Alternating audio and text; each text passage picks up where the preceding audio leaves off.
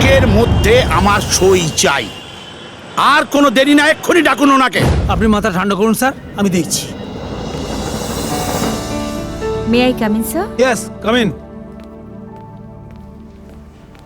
বলুন স্যার। এই যে ম্যাডাম, ব্যাপার কি বলুন তো? একটা ফাইল আপনার কাছে অনেক দিন হলো আটকে পড়ে আছে। হ্যাঁ। ওই খেলগাঁওয়ের পাশে একটা শপিং মল কাম মাল্টিপ্লেক্সের ফাইল। কিসে কি? এই ফাইলটা তো? হ্যাঁ এইটাই। কি ব্যাপার কি? স্যার এটা কিন্তু ওনার নামের ফাইল নয়। ওটা আমারই ফাইল, এই আমার শালার নামে। তো ওটা আটকে রেখেছেন কেন? আরে চটপট সই করে ছেড়ে দিন। স্যার, ঝাড়খণ্ডে পাবলিক সেফটি রুলস অনুযায়ী ওই প্লটে মাল্টিপ্লেক্সের হাইট হওয়া উচিত ম্যাক্সিমাম 54 মিটার্স। সেখানে রয়েছে 87 মিটার্স। কমন এরিয়া ছাড়া উচিত ছিল 30%, সেখানে রয়েছে 10%। চারদিকে খালি জায়গা থাকা উচিত 12 ফুট, সেখানে রয়েছে 8 ফুট। পেছনে 10-এর জায়গায় 4। ও বাবা কৃষ্ণের বাচ্চা, শুনলি? এ তো পড়তে পড়তে অনেক সময় খরচা করেছি। ঠিক বলেছো জাম্বু। আপনি কি গজ ফিতে নিয়ে ফাইল দেখেন নাকি? এই ফাইলে যা দেখানো হয়েছে সেটার বেসিসে কথা বলছি। এই ফাইলটা কোথায় কোথায় পাস হয়ে এসছে জানেন? Water and sanitary department, electricity department, police, pollution, সব। ওরা কি চোখে ঢ্যাঁড়স গুঁজে বসেছিল? ওরা হয়তো কোনো কারণে স্কিপ করে গেছে, কিন্তু আমি তো সেটা করতে পারি না। সরকারি নিয়ম। তুই নিজেকে কি মনে করিস? সুপ্রিম কোর্টের জাজ নাকি মাতা পরমেশ্বরী? 2 টাকার কেরানি, তার আবার বড় বড় কথা। ঠিকই বলেছেন আপনি, 2 টাকার কেরানি। কিন্তু এই 2 টাকার কেরানির সইয়ের ওপরে নির্ভর করছে পুরো সরকারি ব্যবস্থাটা। কিছুদিন আগে মোটর ভেহিকলসের এক অফিসার ওই 2 টাকার কেরানি টেস্ট না নিয়ে একটা ড্রাইভারকে ড্রাইভিং লাইসেন্স অ্যালাউ করলো। 46 জন বাচ্চা সহ সেই ড্রাইভার বাস নিয়ে নামিয়ে দিল একটা পুকুরে। এতগুলো বাচ্চার মৃত্যুর জন্য কে দায়ী ছিল স্যার? ড্রাইভার না সেই 2 টাকার কেরানির সইটা? অক্সিজেন সিলিন্ডারে অক্সিজেন আছে কিনা চেক না করেই আর এক 2 টাকার কেরানি অক্সিজেন সিলিন্ডার পাঠিয়ে দিল নার্সিং হোমে। ইন্টেন্সিভ কেয়ার ইউনিটে 16 জন পেশেন্ট অক্সিজেনের অভাবে মারা গিয়েছিল। এই 16 জন পেশেন্টের মৃত্যুর জন্য কে দায়ী ছিল স্যার? ডাক্তার নাকি সেই 2 টাকার কেরানির সইটা? তাই বলছিলাম কি, এই 2 টাকার কেরানির সইকে অত ছোটভাবে দেখবেন না। সরকারি আধিকারিকদের সই একটা নাগরিকের birth certificate to death certificate সব জায়গায় জল জল করছে। একজন নাগরিকের পাস্ট, প্রেজেন্ট, ফিউচার সবকিছুই কিন্তু এই সইয়ের নিরিখেই বিচার হয়। দেখুন, সরকার কিন্তু 5 বছর পর পর পাল্টে যায়, কিন্তু একজন নাগরিককে সেই সইটা সারা জীবন বহন করে চলতে হয়। Sorry, I cannot approve your project. আসি স্যার। দাঁড়ান।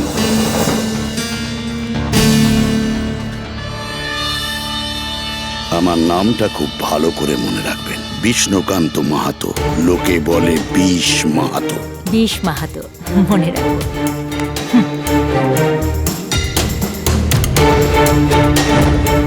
কৃষ্ণের বাচ্চা, তুই খচ্চা।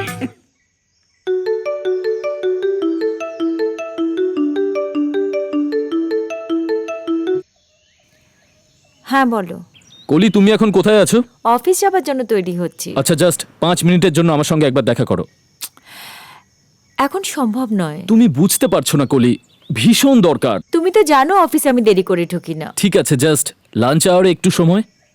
ঠিক আছে, ওকে।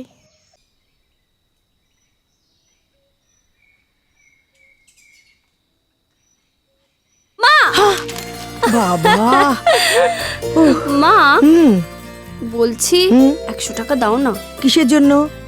ওই অর্জুনের সঙ্গে দেখা করতে না, মহাদেবের মন্দিরে যাব। মহাদেবের মন্দিরে? অর্জুন? হ্যাঁ গো, আরে বাবা তুমি কিচ্ছু জানো না। অর্জুন যখন শক্তি চেয়েছিল না, মহাদেবের কাছে গিয়ে তো শক্তি চেয়েছিল।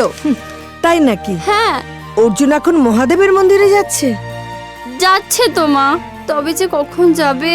মা দাও না তাড়াতাড়ি মা, প্লিজ। ব্যাপারটা কি? হ্যাঁ, দীপা আমায় সব বলেছে। ও সব বলে দিয়েছে?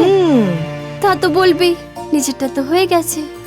তাই কিন্তু মা আমি এখন কি করব? আরে তুই কি করবি আমি কি জানি। না গো মা, অর্জুন খুব ভালো ছেলে, দীপাদি তো দেখেছে, হুম, হেব্বি সাহসী। অর্জুন না ওর দিদিকে খুব ভালোবাসে। ওর বুঝি একটা দিদি আছে? কথা কলি চক্রবর্তী, ওরা চক্রবর্তী, আমরা রায়। হ্যাঁ? তাতে কি হয়েছে? না ঠিক তো, তাতে কিচ্ছু হয়নি। কিচ্ছু হয়নি, তুমি মরেছো। হ্যাঁ সত্যি আমি তো ভাবতেই পারছি না যে আপনি স্বয়ং আমার বাড়িতে এসে উপস্থিত হবেন। কষ্ট ছাড়া কি কেষ্ট মেলে? তাছাড়া কোনো ভগবানই তো প্রসাদ ছাড়া সন্তুষ্ট হন না। ঠিক তেমনই ঘুষ না দিলে কোনো কাজই হয় না। ঘুষ? কিসের ঘুষ? তাহলে কি বাবার ফাইলটা ঘুষের জন্য আটকে আছে? এবার তাহলে আমাকেই ব্যবস্থা নিতে হবে। ভেবে দেখবেন, আমি চলি। ঠিকই তো বলেছেন ওনারা। প্রত্যেক বাবা মাই চান তার সন্তানকে সংসারী দেখতে। সেটা তো তোমার বাবাও চান। চান নিশ্চয়ই, কিন্তু আমার কিছু রেসপন্সিবিলিটিস রয়েছে, সেগুলো তো পালন করতেই হবে।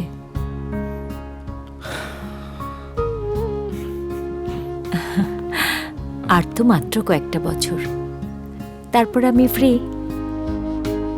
তখন আমি শুধু তোমার। জানি তো, কিন্তু ততদিন কি আমি আমার বাবা মাকে আটকে রাখতে পারবো? তাহলে তুমি বিয়ে করে নাও।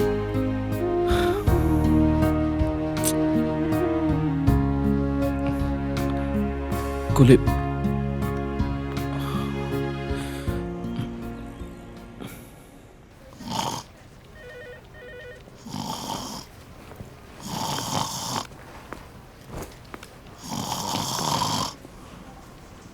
স্যার, ও স্যার, ঘুম থেকে উঠে পড়ুন, আপনার জম এসেছে। কে তুমি? অর্জুন। এখানে কি কাজ? আপনার কাজটাই মনে করাতে এলাম, কারণ বাটামের বাড়ি না খেলে আপনারা নিজেদের জাতটা ভুলে যান তো, তাই। এখানে ঢুকলে কি করে অনুমতি ছাড়া? অর্জুন কোনো পারমিশনের পরোয়া করে না, নিজের অর্ডারই ফলো করে। কি চাই তোমার? আদিত্যনাথ চক্রবর্তীর পেনশনের ফাইলটা আটকে রেখেছেন কেন? ও ফাইল তো বলে দিয়েছি, দেরি হবে, অনেক কাজ বাকি। 3 দিনের মধ্যে কাজটা হওয়া চাই। হবেই। কথাটা যেন মনে থাকে।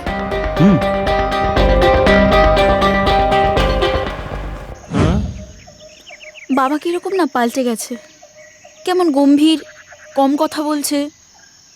ধ্যাৎ, ওটা আসলে তোমার মনের ভুল। স্যার এরকমই কথা বলে।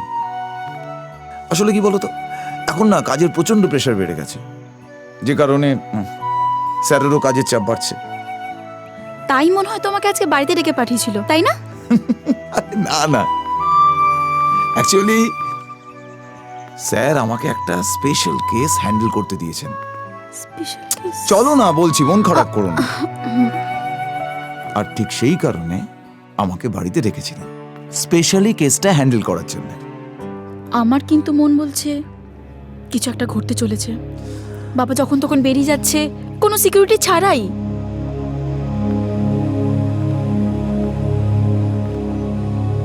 স্যার আমার থেকে সিনিয়র, স্যারের কোনো কাজের ব্যাপারে নাক গলানোর অধিকার আমার নেই। বাবা কিন্তু তোমার উপর অনেক ভরসা করে। তুমি কিচ্ছু চিন্তা করো না, কিচ্ছু হবে না।